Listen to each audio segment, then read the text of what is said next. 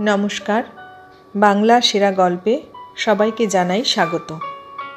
শুরু করছি আজকের গল্প। আজ পড়ে শোনাব সাহিত্যিক নিমাই ভট্টাচার্যের লেখা গল্প ঊনো যৌবনা। তাহলে শুরু করি গল্প ঊনো যৌবনা। তাপ্তি, সবরমতী, মাহি পেরিয়ে সাতপুরা, সহ্যাদ্রি, বিন্ধ্য ও আরাবল্লীর পাহাড়ের চড়াই উতরাই পিছনে ফেলে গুজরাত সেখানে আরব সাগরের কোলে প্রায় ঢলে পড়েছে। ইতিহাসের পাতায় পাতায় যাদের উল্লেখ সেই গিরনার পাহাড়, জুনাগড়, সোমনাথ, দ্বারকা ছড়িয়ে রয়েছে আশেপাশেই। একটু উত্তরে জামনগর ছাড়লেই কচ্ছের রণ, লোনা জলের সাম্রাজ্য শুরু। মাটির নিচে সর্বত্রই অমূল্য খনিজ সম্পদ। আরব সাগর আর কচ্ছ কাম্বে উপসাগরের কোলে কত ছোট বড় বন্দর। ছোট বড় শহরেরও অভাব নেই, কিন্তু মাঝে মাঝেই চোখে পড়ে সীমাহীন জনশূন্য প্রান্তর। টুকরো টুকরো জমিতে বজরা বা ভুট্টার চাষ। ছোট রেলগাড়ি এরই মধ্য দিয়ে যাতায়াত করে, কিন্তু কোনো ব্যস্ততা নেই। ছোট্ট স্টেশনে গাড়ি থামল। জানলা দিয়ে মুখ বাড়িয়ে দেখি সংস্কৃত টোলবাড়ির পণ্ডিত মশাইদের ফতুয়ার ঘাগরার মতো কুঁচি দেওয়া জামা পরা কিছু পুরুষ যাত্রী ওঠানামা করে, কিছু সওদা মাথায় নিয়ে। রঙিন পোশাক পরা কিছু মেয়ে যাত্রীও চোখে পড়ে। হকাররা চিৎকার করে, ব্যয় আনা ব্যয় আনা। অসংখ্য বৈচিত্র্যের দেশ ভারতবর্ষের এক অপরূপ ছবি দেখি সর্বত্র। দেখতে দেখতে মুগ্ধ হয়ে যাই।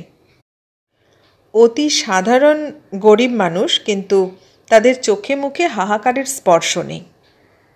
2-1 মিনিট দাঁড়িয়ে আবার চলতে শুরু করে আমার ছোট রেলগাড়ি। আবার স্টেশন আসে, আবার দাঁড়ায়। 2-1 মিনিট পরে গার্ডের বাঁশি বাজে, অথবা তার আগেই ইঞ্জিনের বাঁশি। গাড়ি আবার চলতে শুরু করে। হঠাৎ খেয়াল হয় আমি বিভোর হয়ে মানুষ দেখছি, আমার কামরায়, স্টেশনে, প্ল্যাটফর্মে। আহা, কি চোখ!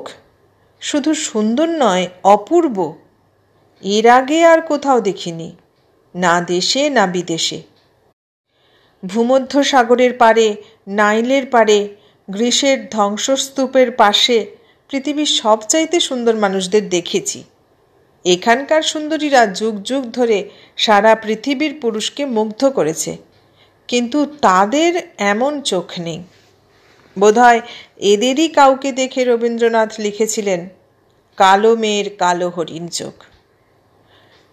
টিকিটবাবু টিকিট চাইতেই সম্বিত ফিরে এলো। শুধু আমার না, গাড়ির সবার টিকিট পরীক্ষা করলেন উনি। অবাক হলাম, সবারই টিকিট আছে। টিকিট পরীক্ষা শেষ করে টিকিটবাবু আমারই পাশে বসলেন। এমন বন্ধু এত কাছাকাছি আর পাইনি, তাই তাকেই বললাম, মাঝপথে ট্রেন বদলে আমাকে আমার গন্তব্যস্থলে পৌঁছতে হবে, কিন্তু এই গাড়ি তো পৌঁছবার 2 ঘন্টা আগেই ও গাড়ি ছেড়ে দেবে। টিকিটবাবু হেসে বললেন, এই গাড়ি এরকমই চলে, আপনি বরং সামনের স্টপেজে নেমে পড়ুন। টিকিটবাবু আরও বললেন, 2-3 টাকার লোকসান হলেও অনেক তাড়াতাড়ি পৌঁছবেন। গাড়ি থামতেই নেমে পড়লাম। মাত্র 2-3 জন যাত্রী ওঠানামা করতেই গাড়ি আবার ছেড়ে দিল। আমি তাকিয়ে তাকিয়ে দেখলাম গাড়ি এগিয়ে চলেছে মাঠের মধ্যে। না দেখে পারলাম না। যে গাড়িতে বসে এত কিছু দেখেছি তাকে বিদায় না জানিয়ে দৃষ্টি ঘোরাতে পারলাম না। এটা স্টেশন নয়, হল্ট। হিন্দি, ইংরেজি, গুজরাতিতে লেখা পরিচয়লিপি থেকে চোখ ঘোরাতেই দেখি মাস্টারবাবু অবাক চোখে আমাকে দেখছেন। পরনে ধুতি, কিন্তু তার উপর রেল কোম্পানির কোট। বয়স বেশি নয়, বোধহয় 30-32, খুব বেশি হলে 34-35, তার বেশি কখনোই নয়। এমন কিছু সুপুরুষ না হলেও চেহারাটি মোটামুটি ভালোই। প্ল্যাটফর্ম বলে কিছু না থাকলেও দুদিকের দুটি পরিচয়লিপির মাঝখানের লম্বা জমিটুকুর উপরই মাস্টারবাবু দাঁড়িয়ে। ওর পিছনেই ছোট্ট একটা ঘর। নিঃসন্দেহে ওটাই ওর অফিস ঘর। তাকিয়ে দেখি ওই অফিস ঘরের দরজায় দাঁড়িয়ে একজন বৃদ্ধ ও একজন কিশোরীও মাস্টারবাবুর মতোই অবাক হয়ে আমাকে দেখছে। মনে মনে হাসি, ভাবি ওরা কি কোনো দিন আমার মতো মানুষ দেখেনি? আমি মাস্টারবাবুর দিকে এগুতেই মেয়েটি দৌড়ে কোথায় চলে গেল। তারপর মাস্টারবাবুর কাছে গিয়ে প্রথমে নমস্কার, পরে আমার সমস্যার কথা বললাম। উনি বাসের খবর না দিয়ে প্রশ্ন করলেন, কোথায় থাকেন? দিল্লিতে। শুনে উনি অবাক, দিল্লিতে থাকেন? হ্যাঁ। দিল্লিতে কোন ডিপার্টমেন্টে আছেন? আমি কোনো ডিপার্টমেন্টে নেই। আপনি চাকরি করেন না? হ্যাঁ করি। তবে বলছেন কোনো ডিপার্টমেন্টেই নেই। আমি সরকারি চাকরি করি না। তবে আবার দিল্লিতে কি চাকরি করেন? আমি খবরের কাগজে কাজ করি। মাস্টারবাবু চোখ দুটো বড় বড় করে বললেন, আপনি জার্নালিস্ট? হ্যাঁ। আর এক মুহূর্ত সময় নষ্ট না করেই মাস্টারবাবু বললেন, আসুন আসুন। ওকে অনুসরণ করে ওর অফিস ঘরে আসি।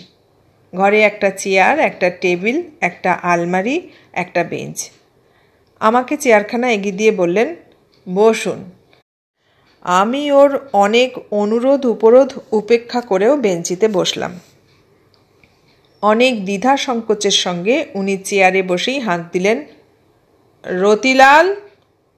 বৃদ্ধ রতিলাল আমাকে ঘরে ঢুকতে দেখেই দরজার আড়ালে লুকিয়েছিল। মাস্টারবাবুর হাঁক শুনে এবার সে আত্মপ্রকাশ করতেই হুকুম হলো, কৃষ্ণাকে তাড়াতাড়ি চা করতে বলো। কৃষ্ণা? মেয়েটির নাম শুনে একটু অবাক হলেও মুখে কিছু বললাম না। এবার মাস্টারবাবু আবার আমাকে প্রশ্ন করেন, আপনি কি দিল্লিরই লোক? মানে আপনি কি পাঞ্জাবি? আমি বাঙালি। এতক্ষণ হিন্দিতেই কথাবার্তা চলছিল। এবার উনি প্রায় পাগলের মতো চিৎকার করে বাংলায় বললেন, আপনি বাঙালি? আমিও বাংলায় জবাব দিলাম, হ্যাঁ।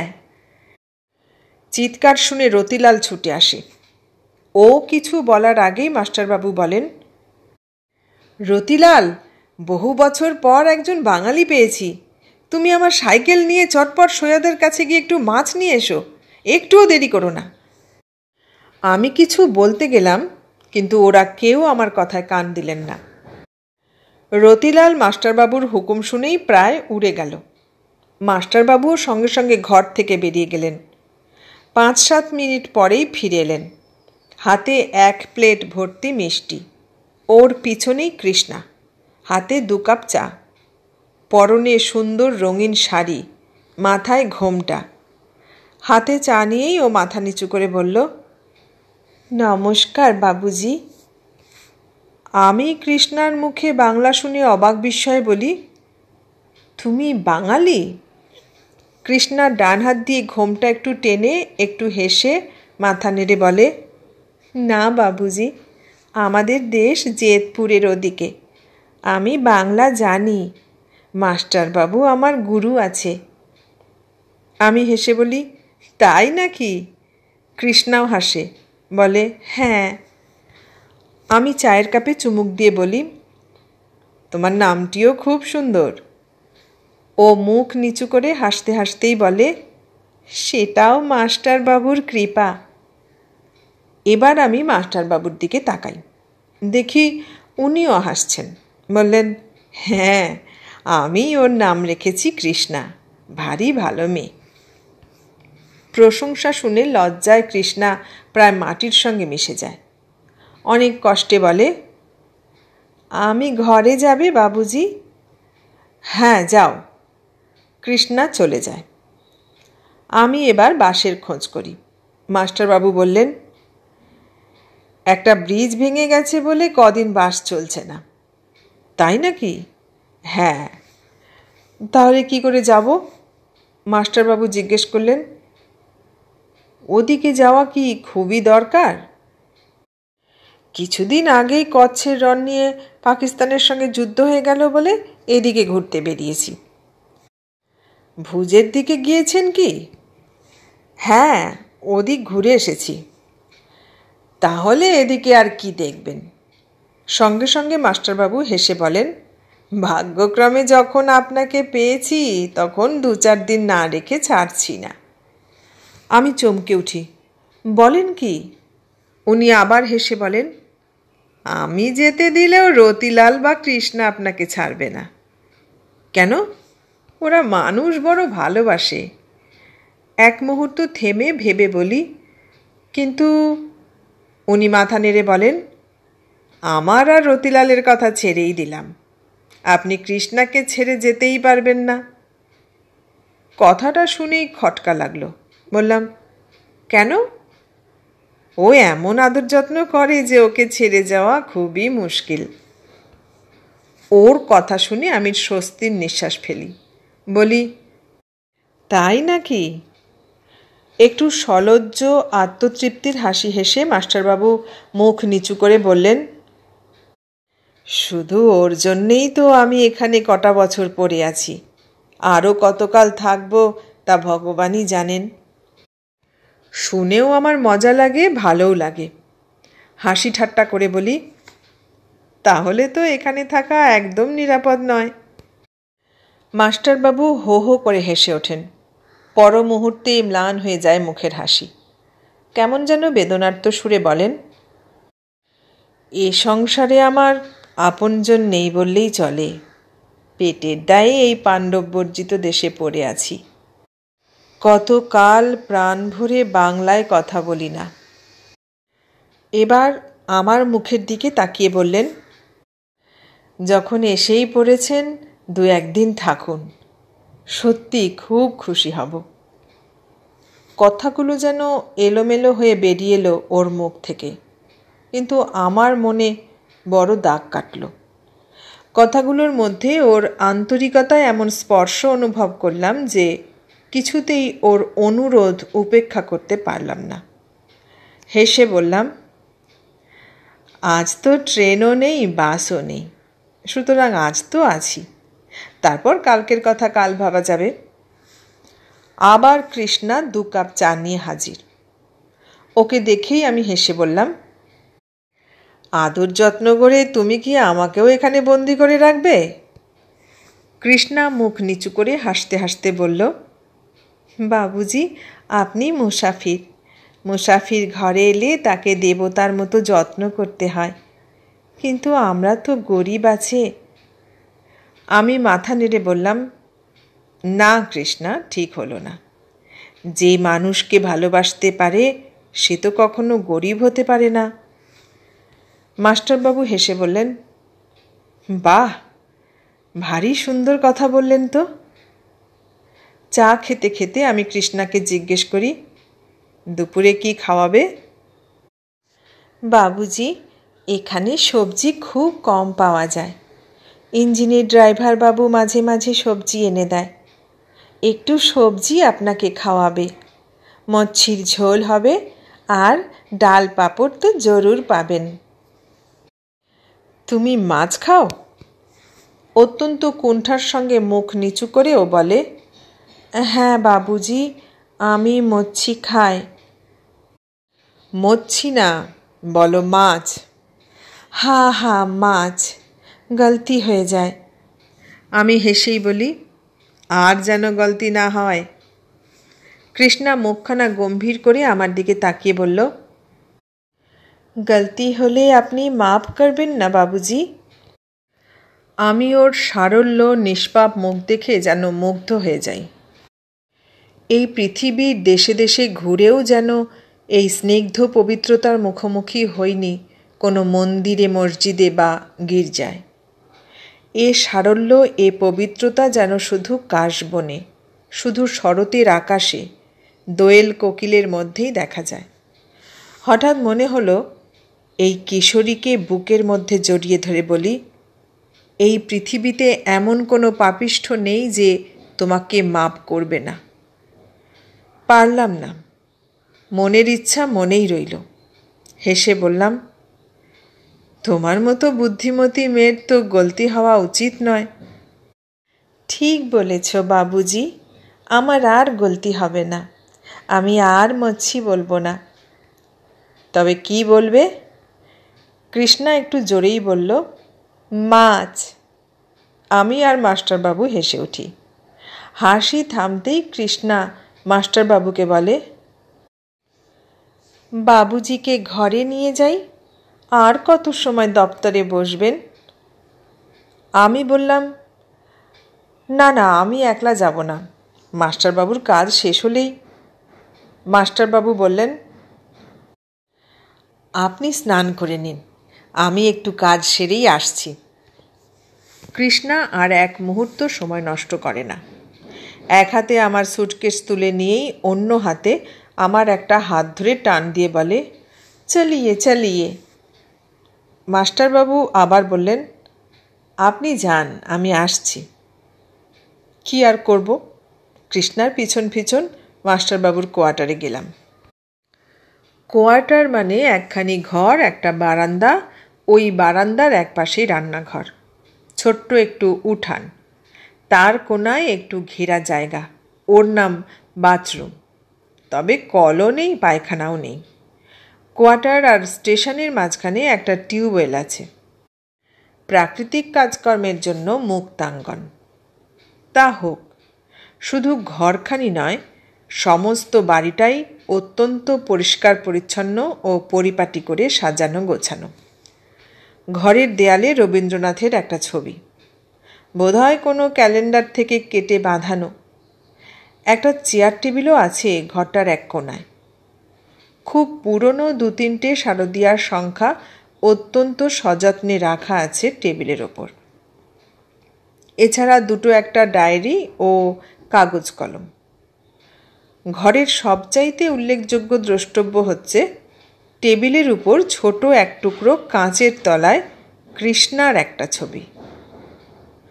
মনে মনে হাসি, ভাবি, যে মাটিতে বজরা ভুট্টার চাষ করতে চাষির প্রাণ বেরিয়ে যায়, সে মাটিতেই স্বচ্ছন্দে মানুষের মনে জন্ম নেয় সর্বশ্রেষ্ঠ সম্পদ। স্নান করার জন্য টিউবওয়েলের দিকে পা বাড়াতেই কৃষ্ণা বলল, বাথরুমেই জল আছে। বাথরুমে ঢুকে দেখি 4 বালতি জল, সাবান, ছোট্ট একটা তোয়ালে রাখা আছে। স্নান করে ঘরে আসতেই কৃষ্ণা আয়না চিরুনি এগিয়ে দিল। তারপরই নিয়ে এলো 1 গিলাস শরবত।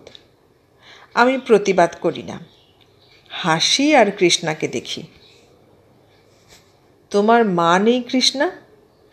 না বাবুজি, আমার মা নেই। আমি যখন 7 সালের, তখন আমার মা মারা যায়। তুমি এখানে আছো ক বছর? আমি যখন 7 সালের, তখন থেকেই আছি। আমি আর প্রশ্ন করি না, চেয়ারে বসে শরবত খেতে খেতে কৃষ্ণার কথা শুনি। এখন যেখানে স্টেশন, আগে এখানেই ছিল লেভেল ক্রসিং। সে লেভেল ক্রসিং পাহারা দিত রতিলাল। দক্ষিণ দিকে মাইলখানেক দূরে বড় রাস্তা তৈরি হবার পর এই লেভেল ক্রসিংয়ের জায়গায় তৈরি হলো স্টেশন। নতুন মাস্টারবাবু এলেন ভেরাবল থেকে, কিন্তু পুরো 2 মাস থাকলেন না। আবার মাস্টারবাবু এলেন, গেলেন। কেউই এখানে থাকতে চায় না। থাকবে কেন? পড়ালেখা জানা শহরের মানুষ কি এখানে থাকতে পারে? কটা বছর এইভাবেই কেটে গেল। তারপর একদিন সকালবেলার গাড়িতে এই বাঙালি মাস্টারবাবু এসে হাজির। মাস্টারবাবু না পারেন রাঁধতে, না পারেন গুজরাতি বলতে। মাস্টারবাবু কোনো দিন খাওয়া দাওয়া করেন, কোনো দিন করেন না। চা আর ভাজাভুজি খেয়েই কাটিয়ে দেন। রতিলাল বজরার রুটি দিতে দ্বিধা করে, ভয়ও পায়। মাস্টারবাবু প্রায় সারা দিন রাতি স্টেশনে থাকেন। কোনো দিন রাত্রের মালগাড়ি চলে গেলে কোয়ার্টারে আসেন, তবে রোজ নয়। অফিসের টেবিলেই ঘুমিয়ে পড়েন। স্টেশন পাহারা দেবার কাজ খালাসি রতিলালের। সে মেঝেই শুয়ে থাকে, কিন্তু মাস্টারবাবুর সামনে ঘুমুতে দ্বিধা করে। সময় সময় ওরা বাপ বেটিতে আলোচনা করে, কিন্তু ভেবে পায় না কে বেড়ালের গলায় ঘণ্টা বাঁধবে। শেষ পর্যন্ত একদিন রতিলালের কিশোরী মেয়ে মাথার ঘোমটা আরও একটু সামনে টেনে এগিয়ে এলো।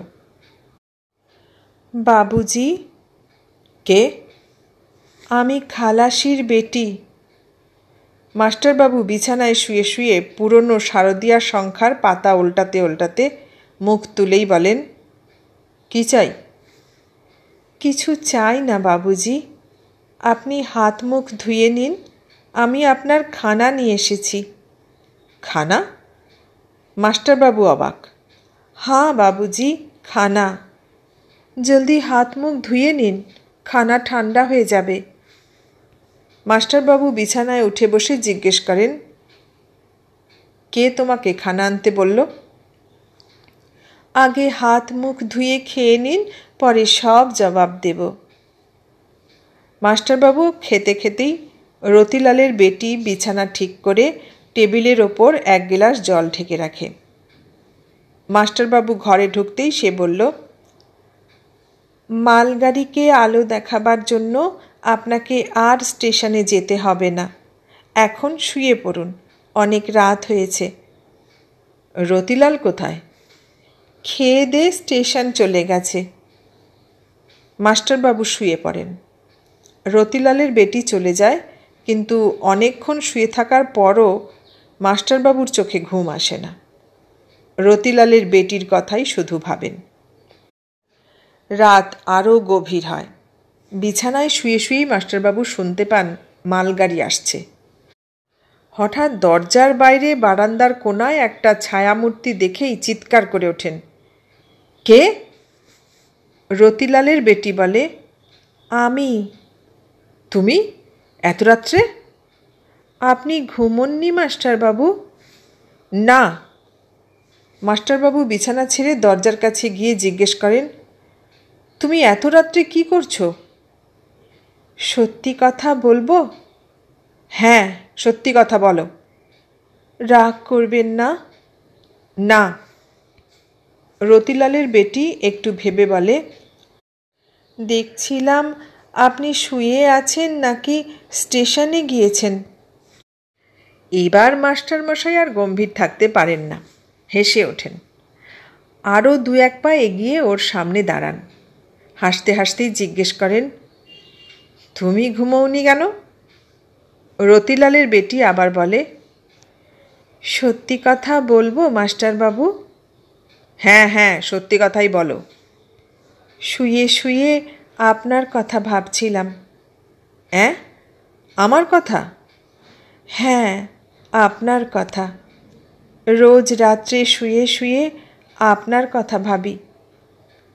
মাস্টারবাবু আবার প্রশ্ন করেন, আবার জবাব দেয় রতিলালের বেটি, আপনি খাওয়া দাওয়া করেন না, সব সময় কি যেন ভাবেন, বিশেষ কথাবার্তাও বলেন না, তাই তো আপনার কথা ভাবি।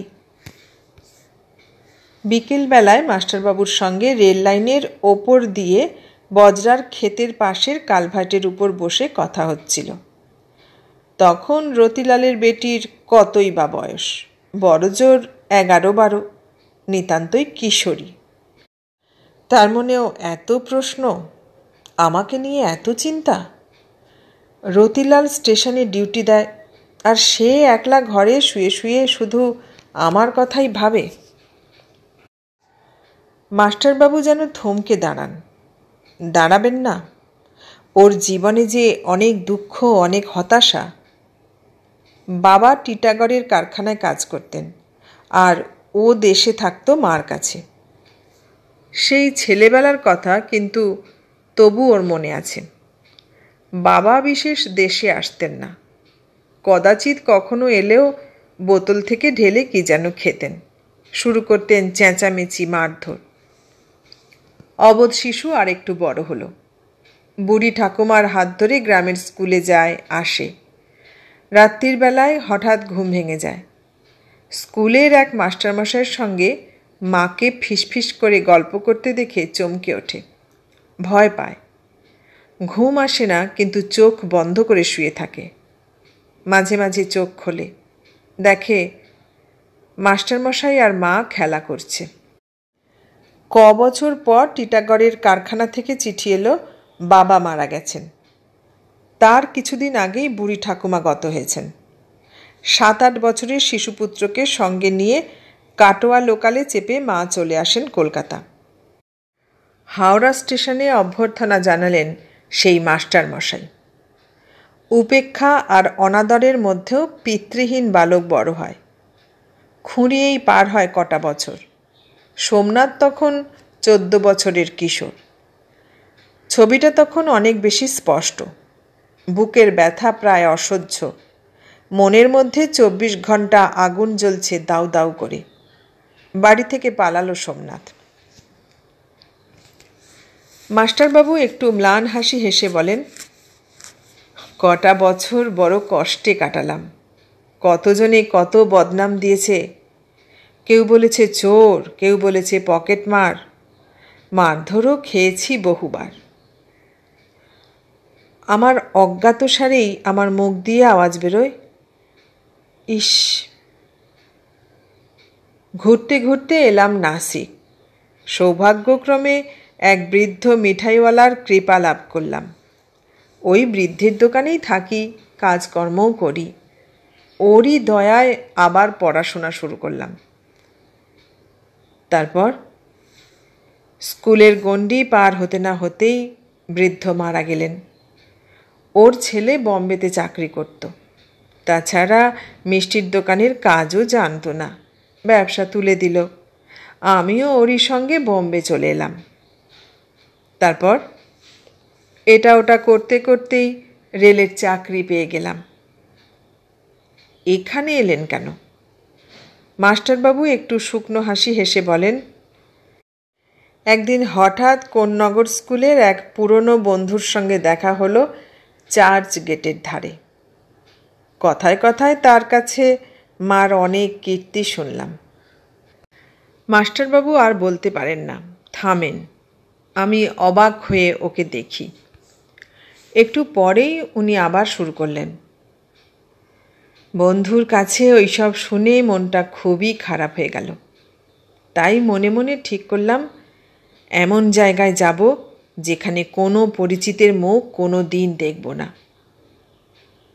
মাস্টারবাবু হঠাৎ একটু হেসে বললেন, অনেক খোঁজখবর, অনেক চেষ্টা করে এখানে এসেছি। হঠাৎ নজরে পড়ে রেল লাইনের ধার দিয়ে কৃষ্ণা আসছে। মাস্টারবাবুকে বললাম, দেখুন দেখুন, কৃষ্ণা আসছে। নিশ্চয় চা নিয়ে আসছে। ও জানলো কেমন করে আমরা এখানে আছি? প্রায় রোজ বিকেলের দিকেই আমি এই কালভার্টের উপর বসে থাকি। তাই নাকি? হ্যাঁ, এই জায়গাটা আমার খুব প্রিয়। অনেক দিন রাত্রেও আমি এখানে ঘন্টার পর ঘন্টা বসে থাকি। কৃষ্ণা এখানে এসেও চা দিয়ে যায়? হ্যাঁ। মাস্টারবাবুর সংসারে ফ্লাস্ক নেই, কিন্তু কেটলি আছে। কৃষ্ণা সেই কেটলির চারপাশে জড়িয়েছে ছোট একটা তোয়ালে। সে মাস্টারবাবুকে আর আমাকে গরম চা খাওয়াবেই। আমি দেখে হাসি, মনে মনে খুশি হই, মুগ্ধ হই ওর আন্তরিকতা আর ভালোবাসা দেখে। কৃষ্ণা চা খায় না, আমরা দুজনে চা খাই।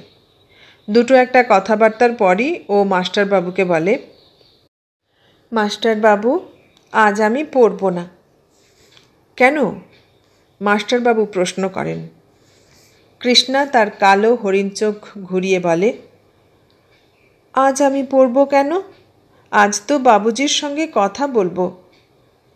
মাস্টারবাবু হেসে বলেন, বাবুজির সঙ্গে তো আমি গল্প করব, তুমি কেন পড়বে না? কৃষ্ণা মাথা নেড়ে বেনি দুলিয়ে বলে, না না, আজ আমি জরুর বাবুজির সঙ্গে গল্প করবে। আমি না হেসে পারি না। আমি ওর মাথা ধরে ঝাঁকুনি দিয়ে বলি, না না, আজ তোমাকে পড়তে হবে না। আজ আমি আর তুমি গল্প করব। আর মাস্টারবাবু? মাস্টারবাবু আজ সারা রাত স্টেশনে ডিউটি দেবে। আমার কথা শুনে ও হাসিতে ফেটে পড়ে। মাস্টারবাবুও হাসেন। কৃষ্ণা কেটলি থেকে আবার চা ঢেলে দেয়। আমরা চা খাই, গল্প করি, হাসি। তিনজনে একসঙ্গে ফিরে আসি। কৃষ্ণা কোয়ার্টারে যায়, আমরা দুজনে স্টেশনে বসি, ঘোরাঘুরি করি, কত কথা শুনি, কত কথা বলি। সন্ধ্যার অন্ধকার নেমে আসে ভারতবর্ষের পশ্চিম দিগন্তের প্রত্যন্ত অঞ্চলে। রতিলাল অফিস ঘরে আলো জ্বেলে দিয়ে কোয়ার্টারে যায়। ফিরে এসে খাওয়া দাওয়ার পর আমরা তখনও গল্প করি। রতিলাল তাগিদ দেয়, কিন্তু আমরা উঠতে পারি না। গল্পের নেশায় এমনই মশগুল যে উঠব করেও উঠতে পারি না। শেষে ছুটে আসে কৃষ্ণা। আমরা আর দেরি করি না। খাওয়ার আগে, খাওয়ার পর আবার গল্প। তিনজনেই যেন গল্পের নেশায় মাতাল হয়ে গেছি।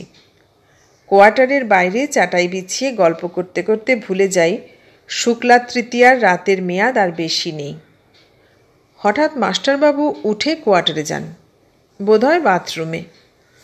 কৃষ্ণা হাত দিয়ে আমার মুখখানা ওর দিকে ঘুরিয়ে নিয়ে প্রশ্ন করে, আচ্ছা বাবুজি, আমার মাস্টারবাবু খুব ভালো না? যৌবনার কথা শুনে মুগ্ধ হই। বলি, হ্যাঁ, তোমার মাস্টারবাবু খুব ভালো লোক। ওদের সান্নিধ্যে 2 দিন কাটিয়ে দিলাম। পরের দিন সকালের ট্রেনেই চলে যাব। শেষ রাত্রির দিকে শুতে এলাম। হঠাৎ মাস্টারবাবু প্রশ্ন করলেন, আমি কি ভুল করলাম? না না, ভুল করবেন কেন, ঠিকই করেছেন। একটু থেমে বললাম, ভগবান দুহাত দিয়ে যাকে এগিয়ে দিয়েছেন তাকে বুক পেতে গ্রহণ করার মধ্যে কোনো অন্যায়, কোনো ভুল নেই।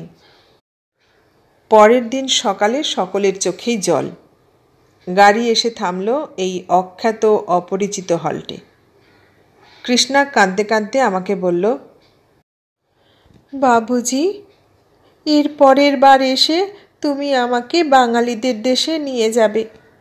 আমি আরও ভালো বাংলা শিখবে, আরও ভালো খানা বানাবে। বিদায়বেলা বিচ্ছেদ বেদনার মধ্যেও হাসি। বলি, তোমার মাস্টারবাবু নিশ্চয়ই তোমাকে বাঙালিদের দেশে নিয়ে যাবে, ওটা তো তোমারও দেশ।